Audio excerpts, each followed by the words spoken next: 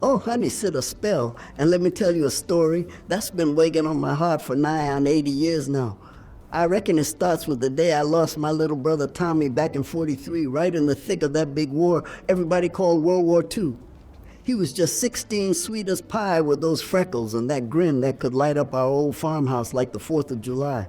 We were scraping by in this tiny town out in Iowa cornfields stretching forever, and the ration books were our Bible. Mama'd cry herself to sleep, worrying about Daddy off fighting in Europe, and then Tommy up and joined the Navy thinking he was a hero.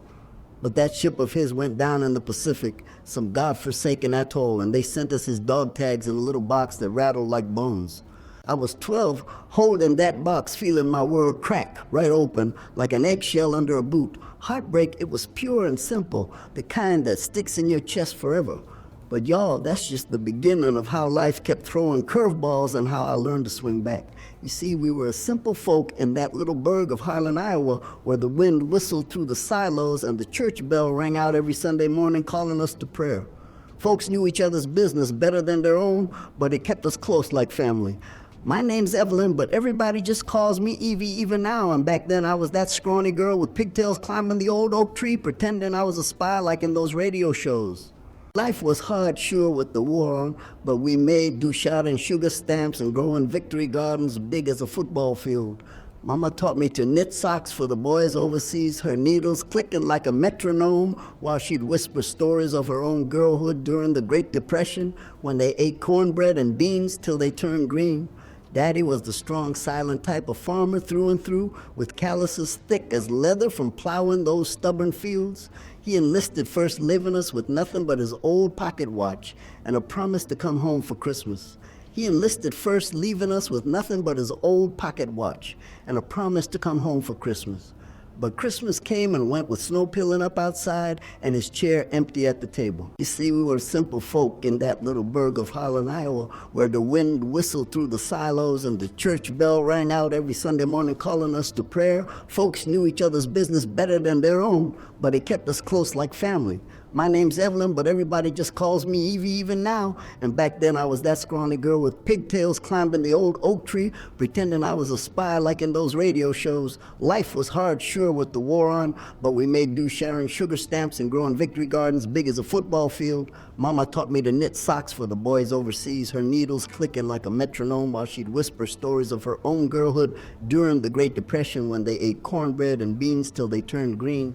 Daddy was the strong, silent type of farmer through and through, with calluses thick as leather from plowing those stubborn fields. He enlisted first, leaving us with nothing but his old pocket watch and a promise to come home for Christmas. But Christmas came and went with snow peeling up outside and his chair empty at the table. Then Tommy got that fire in his belly watching the newsreels at the picture show downtown, how Uncle Sam needed every able body to whip those Japs and Nazis. He forged papers or something because he was underage, but nobody stopped him in those fever days. I begged him not to go crying on his sleeve till it was soaked, but he just ruffled my hair and said, "Evie, darling, this is for you and Ma to keep America free." Free from what I wondered, but I nodded, pretending I understood. Weeks turned to months with letters coming sporadic, his handwriting shaking on thin paper, talking about the salty sea air and the fellas he bunked with from Texas and New York, all laughing like brothers. Then one evening in June, the knock came at the door, that dreaded Western Union boy on his bike, hat in hand, eyes down. Mama dropped the washtub full of laundry water, splashing everywhere as she read the words, "Regret to inform you your son perished in action." The room spun like a cyclone, and I grabbed her skirt, burying my face so as not to see her crumple like a fallen leaf. That night, we set vigil by candlelight because the power was spotty with all the war effort, pulling wires every which way. Neighbors brought casseroles and prayers, but nothing filled the hole Tommy left. I kept his comic books, those Captain America ones he hid in the attic, and I'd pour over him by flashlight, dreaming he was out there punching villains, saving the day. But deep down, I knew the truth. The war had taken my playmate, my protector, the boy who shared his last stick of gum with me, even when it was rationed to nothing. And here's the secret that gnawed at me all these years, the one I ain't told a soul till now. Tommy didn't just join up for glory, no sir. He was running from something dark in our family, a shadow power carried from the old country. Grandpa had been a bootlegger during Prohibition, hiding moonshine in the barn, and got mixed up with some rough Chicago gangsters who came collecting one rainy night. Pa took the blame, shielded Grandpa, but it left scars, debts that followed us like ghosts. Tommy found Pa's old letters confessing it all and figured joining the Navy would wash away the shame, make us proud again. But instead it broke us further, that secret buried with him in the deep blue sea. Folks say time heals, but honey, it don't. It just scabs over, leaving you tender underneath. After Tommy's death, Mama faded like a washed-out photograph, spending days staring out the window toward the horizon, waiting for ships that never dock. I took to the fields helping the hired hands hoe and rows till my hands blistered, hoping hard work would numb the ache. School became a blur, the teacher, Mrs. Harlan, noticing my distant eyes and sliding extra apples in my lunch pail saying, "Chin up, Evie, the war won't last forever." But it felt eternal, those blackouts and bond drives, the air raid drills that sent us scampering to the basement with tin helmets that smelled of rust. And the whispers in town about who lost who, how young Widow Jenkins got that telegram too, her boy barely older than Tommy. It bound us in grief, a quiet sisterhood of waiting women, peace and quilts from scraps while the men fought for that American dream we all clung to. Yet amid the sorrow, there were flickers of light like fireflies in July. The USO dances in the barn, raising funds with swing music and jitterbugging soldiers on leave. I'd sneak peeks from the loft, watching couples twirl under strung-up bulbs, pretending for a minute the world wasn't tearing at the seams. One fella, a pilot named Hank from Des Moines, caught my eye with his easy laugh and stories of flying P-51 Mustangs over Germany, but he shipped out before I mustered courage to say howdy. Those moments reminded me life's got rhythm, even in the blues, a beat you gotta follow or get left behind. And resilience, well, it started sprouting in me then like weeds through cracked concrete. When the harvest came short that year on account of the drought, I organized the kids to pick wild berries, selling pies at the county fair to buy Ma a new coat. We laughed till we cried, mashing those berries, our fingers purple as plums sharing tales of Tommy to keep him close. But the heartaches piled on like cordwood. Pa came home finally in 45, a Purple Heart pinned to his chest, but his spirit shattered from seeing buddies blown to bits in the Battle of the Bulge. He'd wake yelling in the night sweats pouring off him as he relived the mud and the machine guns. Ma tried to nurse him back with chicken soup and soft words, but he turned to the bottle hiding flasks in the tool shed. Fights echoed through the house, words sharper than switchblades about how the war changed him, stole the man she married. I hid under the covers praying for peace, but learning early that families fray at the edges when tragedy tugs. Still we held on mending as best we could with Sunday suppers and church socials where the preacher spoke of God's plan and the suffering. I clung to that, hoping it was true that all this loss had a purpose beyond the pain. Now y'all might wonder how a girl like me kept going through it all. It was the land, I reckon, that stubborn Iowa soil that fed us body and soul. We walked the furrows at dawn, sun rising pink and gold paint in the sky like a promise. Tommy used to say, "Evie, this here's America, the heartland where dreams take root no matter the storms." And he was right in a way, even as the secret simmered and the grief clawed. That first peak of resilience came when I stood up to old man Hargrove, the banker, who came sniffing round threatening to foreclose after Pa's drinking led to bad debts. I marched right up to his office, 13 years old, with fire in my veins, quoting the Bible about the meek inheriting the earth. Didn't sway him much, but bought us time till the crops came in and the government aid trickled through for war widows. From there, I knew deep down we'd weather it, the American way, one foot in front of the other, leaning on neighbors and faith. As the years blurred, that hook of loss shaped me into the woman I'm telling this tale by the fireside with grandkids at my knee. WWII ended with cheers in the streets, VJ Day horns honking and strangers hugging, but for us it was bittersweet, the victory hollow without Tommy's whoop. Yet it taught me life's a tapestry woven with threads of joy and woe, and you gotta cherish the pattern whole. Hang on, honey, cause the road gets bumpier from here, but so does the beauty, the secrets unraveling, and the strength surging up like spring rain. If this tugs at your heartstrings like it does mine, pass it along to someone needing a reminder that we're all in this together. Y'all share the load and the light. Those early days after the war, they blended into a haze of rebuilding what was broke. But we gave it our best shot, honey. With Pa home and the victory flag still waving in the breeze, we turned that old farmhouse into a home again, patching the roof with tar paper and planting rows of corn that stretched to the horizon like God's own quilt. I was growing up fast now, 14, and feeling the weight of being the big girl since Tommy was gone. Morning started before the roosters with me slipping on overalls, stiff from the laundry line, and heading to the barn to feed the chickens, their feet scratching like gold dust in the dawn light. Ma'd rise next her hair in a loose bun calling out, "Evie, darling, don't forget the eggs," and I'd gather them warm and speckled from nests lined with straw, dreaming of the day I'd crack open my own future. School was a 2-mile hike through dew-kissed meadows where the wildflowers nodded like old friends, and I tote my books in a flour sack swinging by my side. Back in my day, Harlan, Iowa was the kind of place where time moved slow as molasses on a winter morning, but full of simple wonders that filled your soul. We'd have barn dances on Saturday nights, fiddles sawing out tunes like "Oh, Susanna," and folks stomping their boots till the dust flew. I remember twirling with Cousin Billy, his cheeks red as apples under the lantern glow, pretending we were in Hollywood like those movie stars Ginger Rogers and Fred Astaire. My baked apple pies from our orchard, the crust flaky and golden with cinnamon scent wafting through the house, drawing everyone to the table. Pod carved the roast, telling tall tales of his foxhole days in Europe, how he shared rations with a French farm girl who baked bread from nothing but hope and flour. We'd laugh till our sides ached, but underneath there was that undercurrent of missing Tommy, his empty chair, a silent guest at every meal. Still those joys, they were real, honey, stitching us back together, one shared smile at a time. One of my favorite memories, it's got to be the summer of '47 when the rains came gentle and steady, turning our fields lush as Eden. I was 15, then full of spunk and wanderlust, hitching rides to the county fair in Ames, where the midway buzzed with carnival barkers and cotton candy sticking to your fingers. There I saw my first real circus elephants trunking peanuts and clowns honking horns that made the little ones squeal. But the best part was winning a blue ribbon for my quilt piece from Pa's old shirts and Ma's faded dresses, each square holding a story of laughter and loss. The judge said it had heart, and I beamed knowing it did stitch with threads of our family's threadbare dreams. Riding home in the truck bed with the wind in my hair, I felt invincible like America herself, rising from the ashes of war with shiny new Fords rolling off assembly lines and radios crackling with baseball games from Wrigley Field. Life seemed on the upswing, honey promise in every sunrise. But oh, the foreshadows, they crept in quiet like fog off the river, subtle at first, but building to a storm.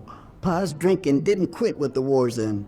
No, sir, it festered like a bad wound needing draining. He'd head to the VFW hall after supper, nursing beers with the other vets, sharing stories that turned sour in their mouths.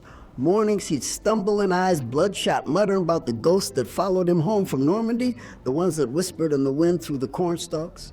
Ma'd patch him up with coffee black as tar and soft words, but the fights, they simmered low. Ma, pleading Pa, you gotta stop this for the girl, and him snapping back like a whip. You don't know what I saw, woman. I'd eavesdrop from the stairs, heart pounding, fearing they'd tear apart what little we had left.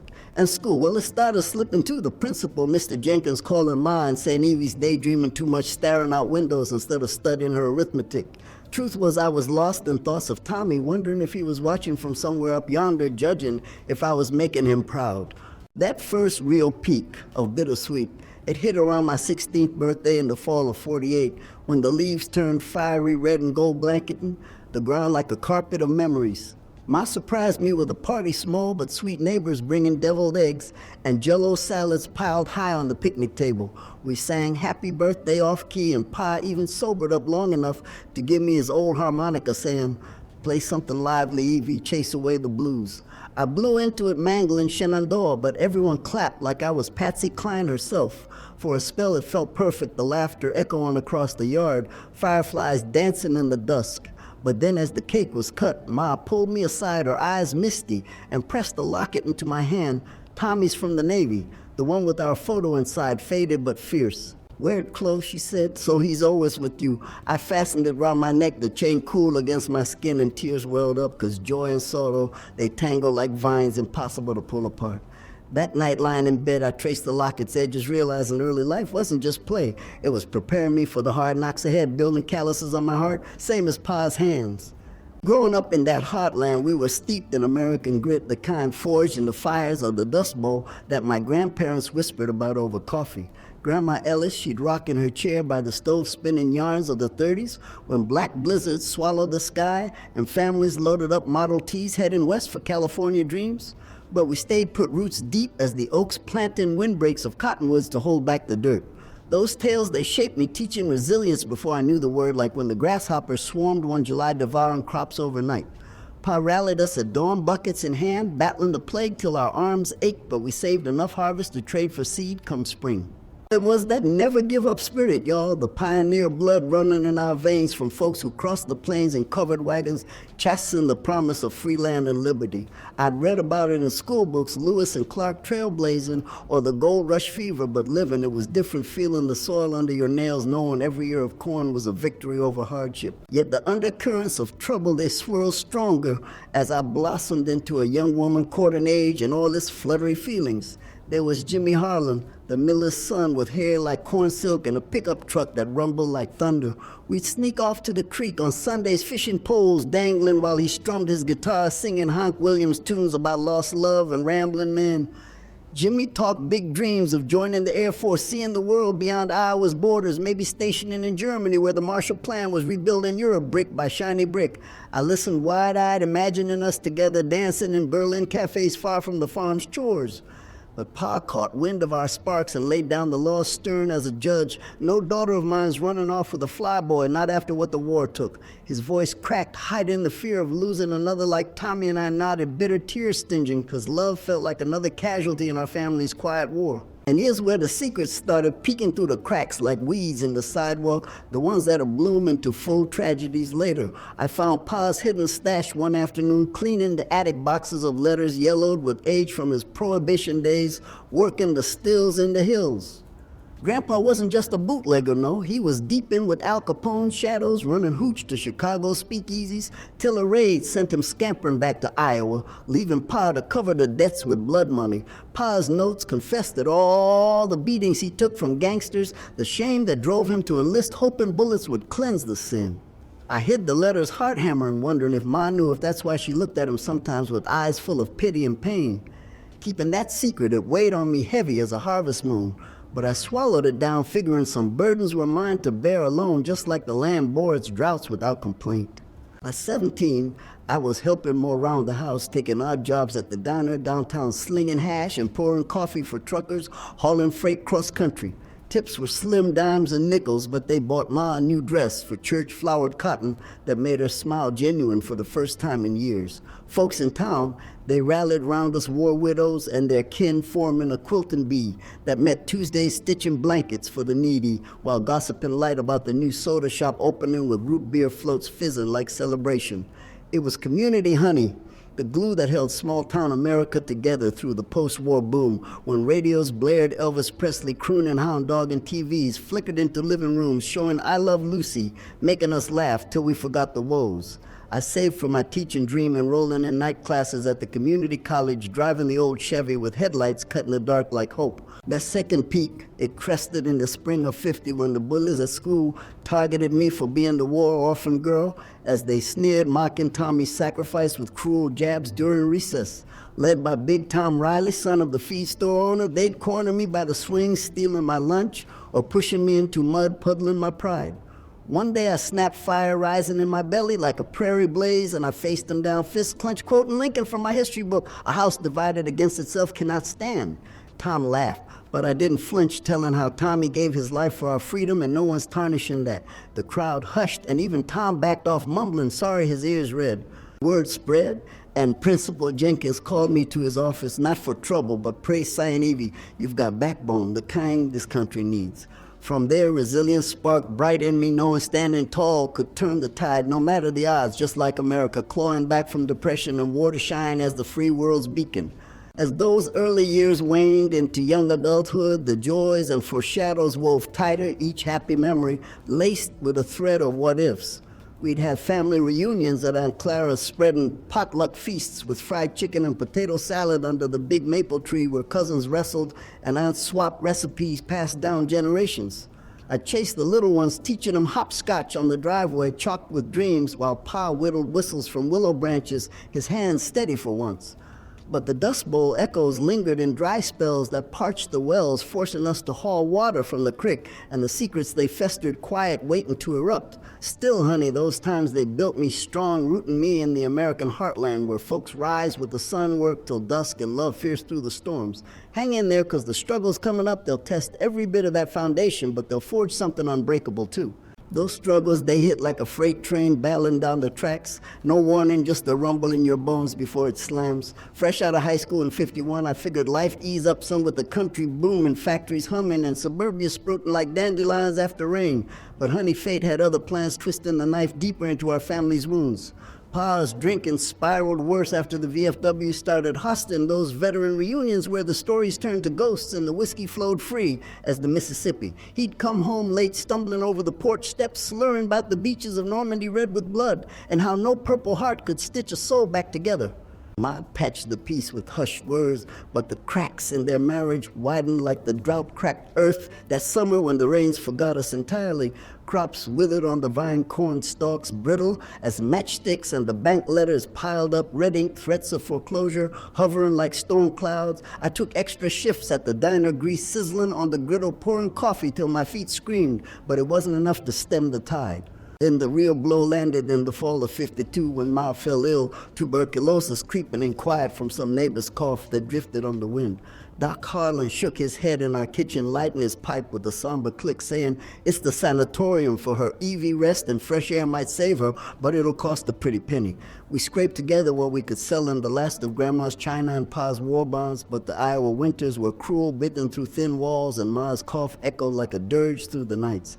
I nursed her broth, simmering on the wood stove, spooning it slow while she whispered stories of her youth, dancing at hoedowns before the world went mad. But deep down I knew the truth. The war's shadow had weakened us all, and now I was claiming her too. Neighbors rallied with quilting bees and soup suppers, but their kindness couldn't buy the medicine that Doc swore by. That first peak in the struggles came at Christmas 52, the tree we chopped small and scraggly adorned with paper chains I made from old catalogs. Pa sobered just long enough to carve a wooden angel for the top, his knife whittling, careful tears glinting in his eyes as he said, "For your Ma Evie, so she knows heaven's waiting if..." But we left the if hanging, clinging to hope like birds on wool, hoping the new year'd bring mercy. Life don't pause for grief though, honey. It barrels on demand and you keep step or get trampled. With Ma away in that drafty sanatorium, I shouldered the farm solo plowing fields at dawn, the mule Bessie's ribs showing through her hide from short feed. Jimmy Harlan, he stuck by me courting steady now with drives to the picture show, watching Singing in the Rain, where Gene Kelly splashed joyful, but my heart stayed heavy rain or shine. We talked marriage in whispers under the stars, him promising to fix the roof and make a home, but then Korea flared up in 53, MacArthur's boys shipping out, and Jimmy got the call-up letter staring at us across the breakfast table like a death sentence. I begged him not to go crying on his shoulder, the scent of his aftershave mixing with my tears, but he held me tight, saying duty calls Evie just like it did Tommy. I gotta honor that. He shipped out to Pusan Harbor, leaving me with his class ring on a chain and a promise to write. Letters came at first full of grit and gumption about dodging bullets in the hills, but then they trickled to nothing, the silence louder than any cannon. Rumor reached Harlan. He'd been wounded, bad shrapnel in his leg, but alive, they said, holding the line against the Reds. That uncertainty had gnawed at me worse than hunger sleep, evident as I imagined him bleeding in some foxhole far from Iowa's embrace. Back home, the secret started unraveling like a poorly knit sweater pulling threads till the whole thing came undone. One evening while Pa was out, I sorted the attic again, dust motes, dancing in the lantern light, and found more than letters, a hidden tin box crammed with yellowed photos and a deed to land that wasn't ours. Turned out Grandpa's bootlegging debts hadn't died with Prohibition. No, sir, the Chicago boys tracked Pa down demanding payment with interest sharp as switchblades. Pa had forged the deed using family acreage as collateral lying to the bank to cover it all, hoping the war service would buy forgiveness. But the gangsters, they sent a goon that rainy night in 46, beating Pa bloody in the barn, threatening Ma and me if he didn't pay up. He never told us, kept it buried, deep shame burning hotter than the stills he once tended. But now the bank was calling a note, due reckoning the farm for the lies. I confronted Pa that night, his face crumpling like wet paper, as he confessed, "Evie, I did it for the family to keep the roof over our heads, but the devil's got his due." Tears streamed as he spilled the betrayal, the family shame that poisoned every harvest. And now with Ma sick and Jimmy gone, it felt like the walls were closing and suffocating us slow. The recession whispers started circling too in 54 as the post-war glow faded prices dropping on corn like stones in a well in factories, laying off folks left and right. Harlan's main street emptied quicker than a church after a brimstone sermon. The diner where I worked shutting early with no customers' bellies too empty to order. Pa tried hearing help for the farm, but hands were scarce, everyone scraping by on government cheese and prayer. We lost the South 40 that year, auctioned off to some city slicker from Des Moines who fenced it high, keeping Bessie from grazing free. I took to mending clothes for neighbors' needle flying through fabric by oil lamp late into the night, earning pennies that bought Ma's medicine one vial at a time. But the heartbreak peaked fierce around the 4th of July 54 fireworks crackling over the fairgrounds while I sat alone on the porch swing creaking in the breeze. Word came Jimmy was coming home, not on 2 legs, but carried on a stretcher, his right leg gone below the knee from a mine in the DMZ.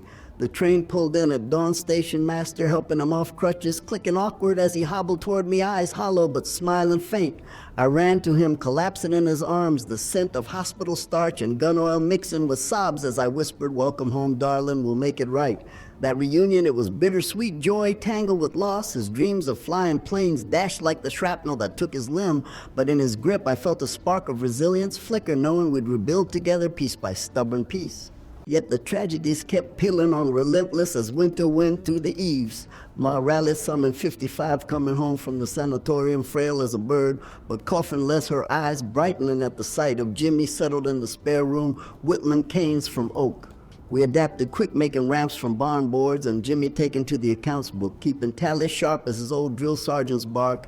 But Pa's bottle called louder, the recession bitten deeper with feed prices sky high, and no buyers for our scant yield. Fights erupted hot, Pa accusing Jimmy of stealing his spot as man of the house, Jimmy snapping back about respecting the uniform that scarred them both. I'd mediate pouring tea steaming in the cups urging peace, but the tension simmered, threatening to boil over.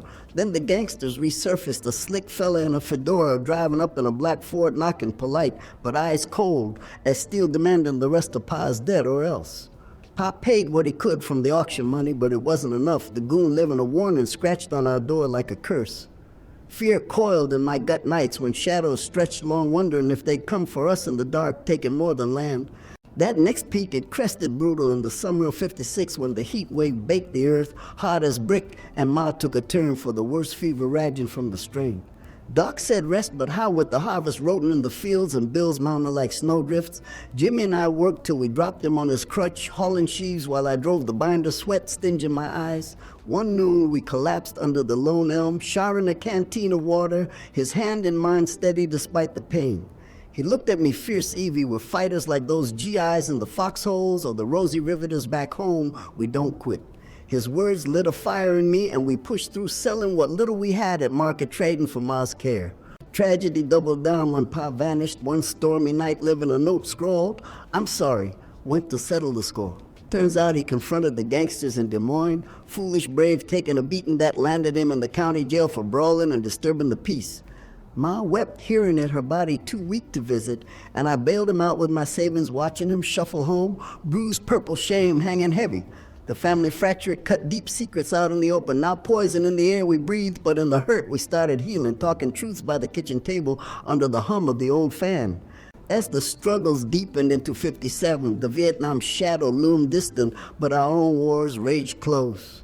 Jimmy got a prosthetic leg whirling like a machine, but he walked tall, taking a job at the mill, hauling grain sacks, his grit inspiring the fellas. We married quiet in the church, Ma pinning wildflowers to my dress, her smile frail, but true vowing before God and a handful of kin. But the recession clawed back crop subsidies, cutting short and banks tightening loans like a noose. We lost the house that winter pipes freezing, bursting floods, ruining the floors, forced to rent a shotgun shack on the edge of town walls, paper-thin echoes carrying every sigh. Passed gentle in her sleep. March winds howling outside, her last words to me, "Evie, live full. Don't let the heart steal your soft," burying her beside Tommy under the holland oak. The preacher speaking of resurrection, but grief hit like a gut punch, leaving me hollow. Pa turned inward silent as Stone Jimmy and I holding the pieces together with love, fierce as frontier steel. The betrayals peaked raw in 58 when Jimmy's letters from his army days surfaced, not love notes but confessions of a fling with a nursing soul, loneliness driving him to stray one night in the med tent. He came clean one evening by the creek water, rushing cold over stones, tears in his eyes, saying, It was the fear Evie thought I'd not make it home, so I grabbed at life. Heart shattered. I walked away silent, the betrayal stinging worse than any war wound, but resilience surged unexpected like a geyser. Days later, I faced him arms crossed, forgiven, not forgetting, but choosing us over the pain, 'cause holding grudges is like drinking poison, hoping the other dies. We mended slow trust, rebuilding brick by brick, and in that forgiveness I found strength deeper than before, the American way of second chances, rooting out the weeds to let the good grow. Yet the economic storm raged on into 59 farms, folding left and right, neighbors packing U-Hauls for California oranges, living Harlem a ghost town. We clung to our plot, Jimmy's mill job barely covering the rent, and my Seaman bringing in scraps. Pa rallied some helping with the chores, his hands steadying as he shared Prohibition tales, not ashamed but lessons in survival, saying, "We outsmarted the feds, once we'll outlast this bust." The gangsters backed off too, Pa's jail time buying a truce, but the scars lingered, reminders of secrets that nearly broke us. That final peak in the struggles that thundered in the Fall Harvest Festival, where the fairgrounds lit up with lanterns and polka bands, but for us it was a crossroads. Jimmy proposed we move West chasing jobs in the booming Southwest, but I planted my feet fierce, saying, "This is home, darling. We'll fight for it." Like our folks did through the dust and the wars, we stayed doubling down on the land, planting hybrid seed from the county agent, turning a profit slim, but sure. Through the tragedies, the betrayals, the recessions we bent, but didn't break, learning resilience, ain't absence of pain. It's dancing through the storm with grace. Honey, those years, they forged us in fire, leaving us tempered strong, ready for the resolutions ahead, where light stars peeking through the clouds. Hang on, 'cause from the ashes something beautiful rises. If you let it, the secrets turn to wisdom and the heartaches to hope. If these tales stir your soul like they do mine, whisper them to a friend who's struggling, share the burden, y'all, 'cause that's how we heal together in this big old country of ours. Those resolutions, they didn't come like fireworks, bursting grand and sudden. No, sir, honey. They crept in gentle like dawn light, slipping through the curtains, one ray at a time after that brutal stretch of storms. By 60, we were rooted in that little shotgun shack, walls papered with newsprint from the Des Moines Register. But Jimmy and I, we rolled up our sleeves, figuring love and elbow grease could patch what money couldn't.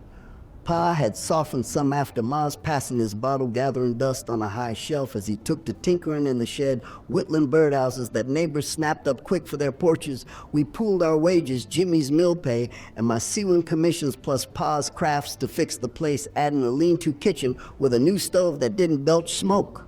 Mornings we'd wake to coffee percolating strong and black, the scent waking the house like a hug from an old friend.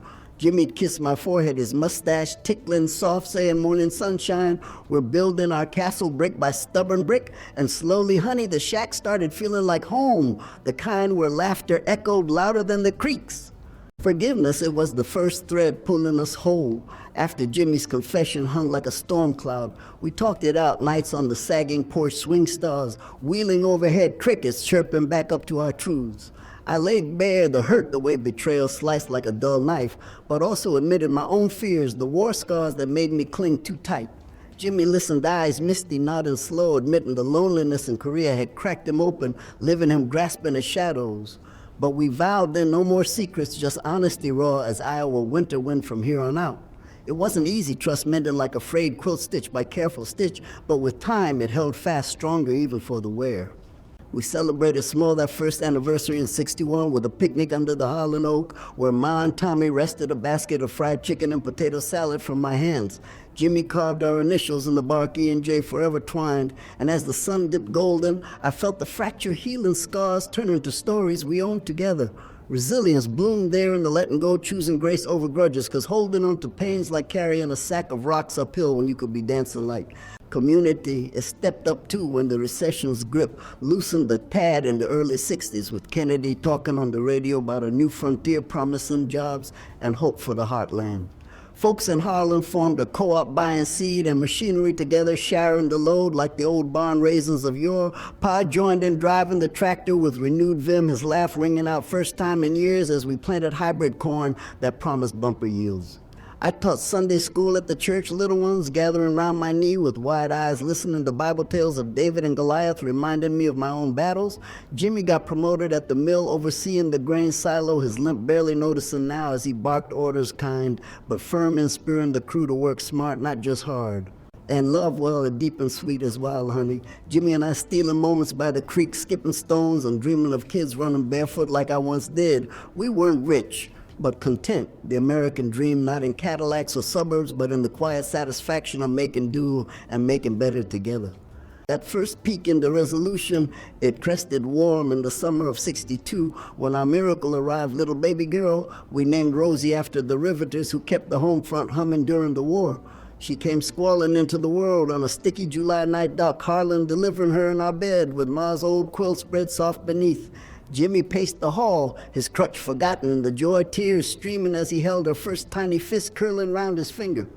Pa rocked her gentle on the porch, humming hymns, his eyes soft, saying, "She's the spitting image of your ma, Evie, pure light. Raising Rosie, it healed us all, her giggles filling the shack like sunshine through clouds, chasing away the shadows of loss."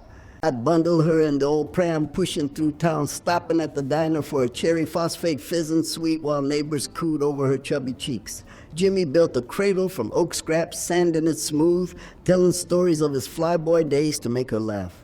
Even the old gangsters faded to memory, the debts settled quiet through Pa's steady work, no more knocks in the night, just peace, settling like dew on the fields. That joy, it was a turning point, honey, reminding life circles back from sorrow to sweetness if you nurture the seeds. But resolutions ain't without setbacks, realistic as a muddy road after rain. They test your mettle before the payoff. In '64, the farm co-op hit a snag drought scorching the earth. Again, leaves curling brown and yields half what we banked on.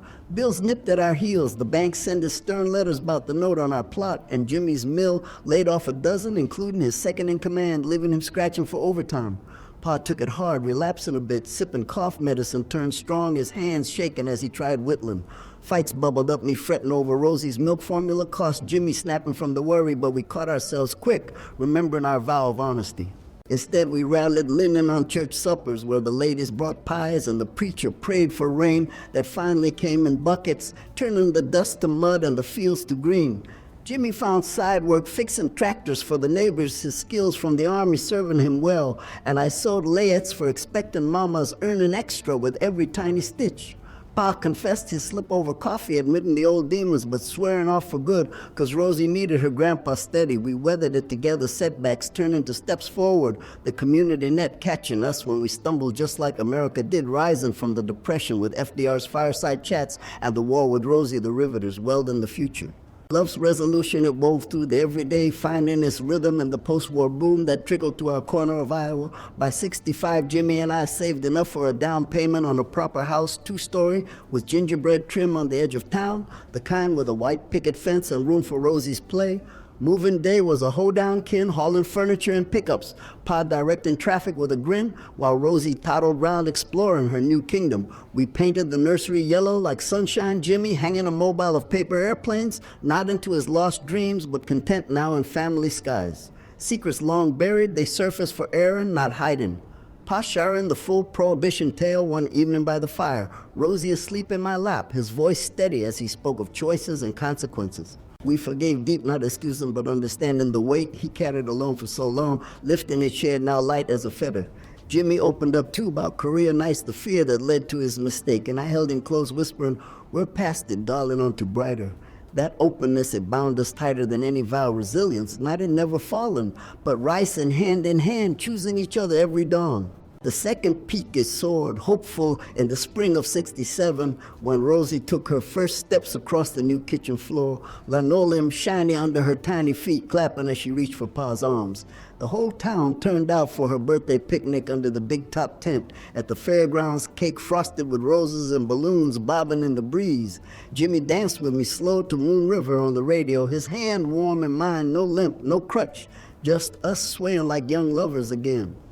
Pa gave a toast glass of lemonade raised high to family, the real wealth saying, "We've lost plenty, but look what we've gained, roots deep in love tall as the corn." Neighbors cheered, clapping back, sharing stories of their own comebacks from war, and one reminding us small-town America thrives on togetherness, the spirit that beat the Nazis and the Reds, the same that pulls through recessions with grit and grace.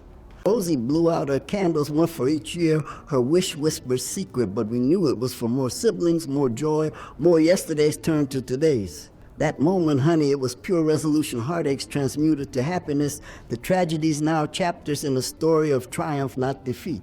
As the 60s rolled on with Vietnam rumbling distant like thunder on the plains, we stayed grounded, focusing on our patch of earth. Jimmy joined the reserves part-time, training weekends, but no deployment came his way, leaving him to mentor the young bucks at the mill, teaching them discipline without the horror. I pursued my teaching dream, enrolling part-time at the state college, driving the old Chevy with Rosie in tow, her babbling along to my lessons. Pa found purpose in the senior center carving canes for the ailing, his hands arthritic, but sure Sharon war yarns that inspired, not scared the old-timers. Setbacks lingered, sure, like the '68 flood when the river swelled, taking half our crop, but we sandbagged together, neighbors and kin, forming a human chain, water lapping at our knees, but holding the line. Insurance helped a bit, and the government aid for flood victims trickled in letting us replant come summer. Through it all, hope anchored us, the American optimism that turns floods to fertile soil and losses to legacies, Rosie growing strong, asking questions about Grandmama and Uncle Tommy, her curiosity a bridge to the past, keeping them alive in her heart. By '69, resolutions felt solid as the oak table we gathered round for suppers, roast chicken golden, and pie steaming, hot stories flowing free, no shadows lingering. Jimmy and I welcomed our boy little Hank after his uncle, the pilot, dreaming big from the cradle, his cries filling the house with new life. Pa doted spoiling him with wooden toys, eyes twinkling as he said, "This one's got the fight in him like Tommy." We forgave the years, the secrets, the scars, letting them fade to wisdom etched in laugh lines, not wounds. Community bloomed too, the co-op thriving with new markets in the city, shipping corn to feed the nation, helping put men on the moon with our grain fueling the dreamers. Love it was the glue holding our resolutions tight. Jimmy and I renewing vows quiet on our 10th anniversary under the stars, promising forever in the face of whatever came next. Honey, those turning points, they proved life's not about dodging the storms, but dancing in the rain, finding joy in the puddles and strength in the shared shelter. The reflections ahead, they'll tie it all with a bow, but know this resolution's where the light breaks full, reminding us we're tougher than the trials, cause family and faith, they endure. If this warms your heart like a heart fire, pass the story on, y'all share the hope with someone walking through their own dark so they see the dawn too. Looking back now, honey, from this rock out on the porch with the sun settling low over those same Iowa fields that have seen it all, I see the whole tapestry of my life stretched out like a well-worn quilt pieced from joy and jagged tears. 80-some years, and here I am, still breathing, still sharing with y'all. Because if there's one thing those heartbreaks taught me, it's that stories ain't just words, they're lifelines, keeping the lost close and the lessons alive. That hook of losing Tommy, it pulled me under young, but it also set the current for every twist and turn, showing me early that grief don't drown you if you learn to swim through it. We've come full circle from the war's thunder to the quiet victories of raising a family that stands tall. And now with grandkids like you listening, I reckon the real resolution's in passing the thread so the pattern keeps weaving. Life's a river, honey, winding through valleys and peaks, but it's the flow that shapes the bank strong and the reflections that make it shine. The struggles, though, honey, they loom large in the mirror of time like thunderheads. You can't forget the ones that tested every fiber till you thought you'd snap. Pa's drinking and the gangster shadows, the recessions that stripped us bare, and Jimmy's betrayal cutting deep. They were the forges shaping me from fragile to fierce. Reflecting, I see now how the secrets we buried weren't chains, but catalysts pushing us to unearth truths and face them square. Tommy's going to war running from family shame. Jimmy's stray in Korea, born of fear, Ma's fade from the cough that stole her breath. They all wove into a web of woe, but all the wisdom gleaned from untangling it. I pondered those peaks. The Christmas angel Pa carved the 4th of July. Homecoming with Jimmy's crutches, clicking how in the depths we found sparks of grit that lit the way out. It's the American story, ain't it? Y'all clawing through the depression and the wars, the careers and the bust with nothing but faith and family to lean on. Those trials, they didn't break me. They burnished me, showing resilience ain't born in ease. It's hammered out in the heat when you choose to stand anyway. Reflecting on the early days, those barefoot romps and bond dances, they shine brightest now like stars you only see clear after a storm. Back then, I didn't know the weight of the foreshadows, the way Pa's silences hid storms brewing, or how Ma's hymns held her heartaches close. But looking back, I see the gifts in them, the simple wonders that built my backbone, the wildflowers I picked, teaching me beauty grows wild no matter the weeds. Rosie and Hank, they ask about those times wide-eyed wanting tales of fireflies and victory gardens, and I tell them straight how the Dust Bowl grit in our blood came from Grandma Ellis's yarns of black blizzards and covered wagons. It wasn't all sunshine, no. But the joys, they were the mortar holding the bricks of hardship together, reminding me, even as a girl, that America's heartland beats with a rhythm of rise and rest.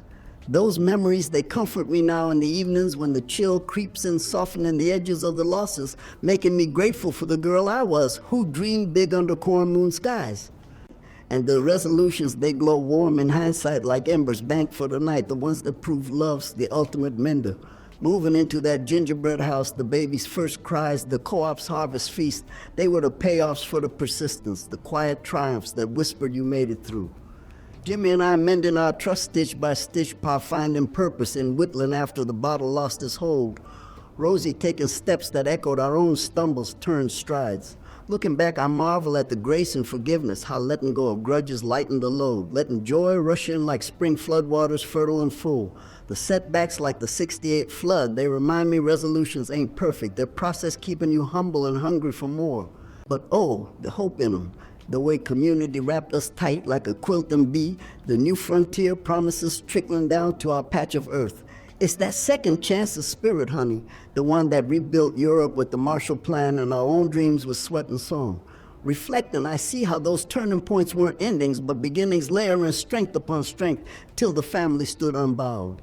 Now the big peak in all this reflecting, it rises clear as the Harlan Oak on a crisp fall day, the one where I finally spilled the deepest secret, not just to Jimmy and Pa, but to the whole kin at Rosie's wedding back in '85. She was glowing in white lace, the church packed with folks from town, and beyond, Jimmy walking her down the aisle, his limp a distant memory. After the vows, during the reception under strung lights, I stood tall, glass in hand, and told them all about Grandpa's bootlegging the debts that shadowed Pa, the way it rippled through wars and woes, nearly sinking us. Tears flowed free, not shame, but released the family, gathering round, hugs tight as vows, renewing our bond in the truth. Rosie held my hand, whispering, Grandma, you're the strongest woman I know. And in that moment, I saw it, the full arc from Tommy's dog tags to this circle of love, how secrets turned to shared strength, tragedies to testaments of endurance. It was profound, honey, that revelation lifting a weight I'd carried 80 years, feeling like Tommy and Ma were smiling from the clouds, proud of the woman their losses helped forge. Life's lessons, they crystallize there. You don't heal alone, you heal together, weaving the pains into wisdom that warms generations. Pondering the U.S. of themes woven through it all, they hit home deeper now. The wars that took our boys, the recessions that tested our grit, mirroring the nation's own scars and shines. WWII, it wasn't just telegrams, it was the ration books that taught Sharon the victory gardens that fed the soul, showing how home front hearts beat as fierce as the front lines. Korea and later Vietnam's echoes, they fractured families like ours, but also forged unbreakable ties. Jimmy's wound, a badge of service, reminding freedom's price paid in blood and absence. The recessions from the 30s dust to the 80s farm crisis, they stripped illusions but sparked ingenuity, the co-ops and side hustles that kept the dream alive for folks like us. Reflecting, I see America's resilience in my own, the pioneer push that crossed prairies, the wartime weld that built bombers, the economic hustle that turned busts to booms. It's hopeful tone, honey, knowing we bend but don't break, cause woven in is that unyielding spirit from Ellis Island immigrants to heartland farmers, all chasing the promise of better tomorrows. Those themes, they validate my path, showing my small town struggles were threads in the grand quilt of this country's story, one of hope rising eternal. Wisdom's the harvest of it all, honey, the nuggets gleaned from 80 years of laughing, crying, and carrying on. First off, family's the anchor, no matter the storms, the ones who hold you when the waves crash and cheer when you crest. I learned that watching Pa and Ma weather their wars, Jimmy and I mend our mistakes, Rosie and Hank, building lives on the foundation we laid. Cherish the simple, the fireflies and porch, swings the supper shared, cause they're the gold that outlasts the glitter, and secrets well air 'em out, gentle like opening windows to fresh breeze. They lose their poison in the light, turning to bridges, not barriers. Resilience, it's choosing joy daily, dancing through the rain, not waiting for sun, cause life's too short for just the fair days. Faith too, it sustained me, the church bells calling the hymns that hushed the hurt, reminding there's a plan bigger than our pains. But most of all, forgive quick, love fierce, and live full, cause the heartbreaks, they shape you but don't define you unless you let them. That's the hopeful truth, honey, looking back. No regrets, just gratitude for the ride. As the reflections settle like dust after a harvest wind, I tie it back to that opener heartbreak, Tommy's box rattling with dog tags, the crack in my world at 12. It wasn't the end, it was the spark lighting the path through early joys and deep struggles to resolutions that healed and wisdom that endures. Now with grandkids scampering around my knees asking for more stories, I see the circle complete the losses, giving way to legacies that live on in their laughs and dreams. Life's hopeful arc, honey, it bends toward light if you walk it with open heart and steady step no matter the shadows trailed. We've all got our tales, y'all woven with wars and wants, but shared they lighten the load and brighten the way. So if this old grandma's rambling tugs at your soul like it does mine, do me a favor, pass it along to someone needing that hug from the past, a reminder that resilience runs deep in us all. Share the story, honey, 'cause in the telling we heal together, keeping the American spirit alive, one heartfelt yarn at a time. God bless y'all, and keep smiling through the storms.